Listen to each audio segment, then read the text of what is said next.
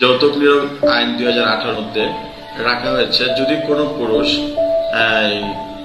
তার স্ত্রীর কাছে কোনো যৌতুক দাবি করে তাহলে তার সর্বোচ্চ 5 বছরের জেল এবং সর্বোচ্চ 50,000 টাকা জরিমানা অথবা উভয় দণ্ডে দণ্ডিত হবেন।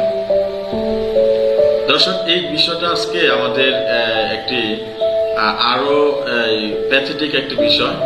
এই আইনের সহায়তা নিয়ে অনেক পুরুষের বিরুদ্ধে আমাদের কোর্টে অনেক মিথ্যা মামলা হচ্ছে।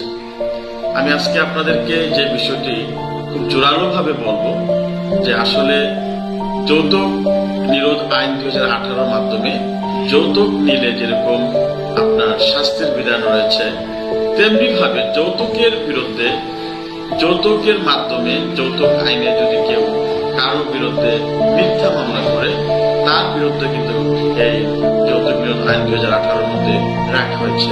দর্শক, আপনারা জানেন যদি কোনো কেউ কারো বিরুদ্ধে যৌতুকের মিথ্যা মামলা করে তাহলে এই আইনে মধ্যে রাখা হয়েছে তার বিরুদ্ধে যে যদি সেটি প্রমাণিত হয় যে আসলে এটি মিথ্যা মামলা তার বিরুদ্ধে করা হয়েছে, যৌতুকের মামলাটি যে করা হয়েছে এটি আসলে তাকে হয়রানি করার জন্য, তার মান সম্মান পূর্ণ করার জন্য অথবা অন্য কোনো উদ্দেশ্যে তার বিরুদ্ধে এই যৌতুকের মামলাটি করা হয়েছে, তাহলে যৌতুকের আইন 2018 মধ্যে রাখা হয়েছে যে তার সর্বোচ্চ 5 বছরের জেল এবং 50,000 টাকা জরিমানা অথবা উভয় দণ্ডে দণ্ডিত হবে। দর্শক, আমি আপনাদের কাছে দুটি আইনের কথাই বলেছি।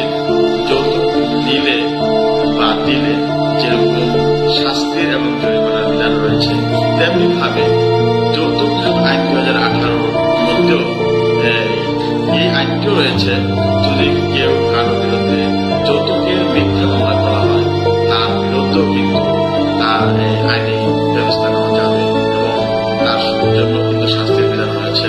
তার জন্য রয়েছে সর্বোচ্চ 5 বছরের জেল এবং 50,000 টাকা জরিমানা অথবা উভয় দণ্ডে দণ্ডিত হবে।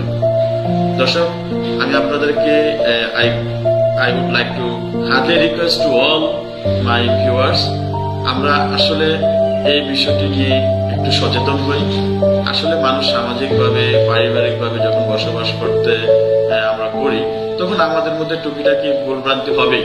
আমরা একজন আরেকজনকে স্যাক্রিফাইস করব, একজন আরেকজনকে রেসপেক্ট করব, তাহলে এই ধরনের সমস্যাগুলো আমরা সমাধান করতে পারবো আমি আশা করি। এজন্য আমি সবার কাছে একটি অনুরোধ করব, আপনারা টুকিটাকি সামান্য কোনো বিষয় নিয়ে আসলে এত বড় মামলা বা এই ধরনের কোর্ট এবং আদালতে না যে আপনারা পারিবারিকভাবে বসে এইগুলো সমস্যার সমাধান করবেন, তাহলে আমাদের উভয়ের মধ্যে একটি শান্তির পরিবেশ সৃষ্টি হবে এবং আমরা ইনশাল্লাহ আশা করি আমরা ভালোভাবে থাকতে পারবো। আর আমরা যদি একজন আরেকজনকে স্যাক্রিফাইস না করি, একজন আরেকজনকে রেসপেক্ট না করি, ছোটখাটো বিষয় নিয়ে যদি আমরা বড় দ্বন্দ্বে জড়িয়ে যাই তাহলে কিন্তু আমাদের মধ্যে আর শান্তি থাকবে না, আমাদের মধ্যে একটি অশান্তি বিরাজ করবে। তাহলে দর্শক, আজকে আমি আপনাদেরকে এইটাই বোঝাচ্ছি বা আমি আপনাদেরকে জানাতে চাচ্ছি, সেটা হচ্ছে যে যদি কেউ যৌতুকের মিথ্যে মামলা করে তাহলে তার সর্বোচ্চ 5 বছরের জেল এবং 50,000 টাকা জরিমানার বিধান রাখা হয়েছে। তাই আসুন আমরা সচেতন হই, আমরা যৌতুক নিব না এবং যৌতুক দিব না এবং কেউ কারোর বিরুদ্ধে যৌতুকের মিথ্যা মামলা করব না। ধন্যবাদ সবাইকে।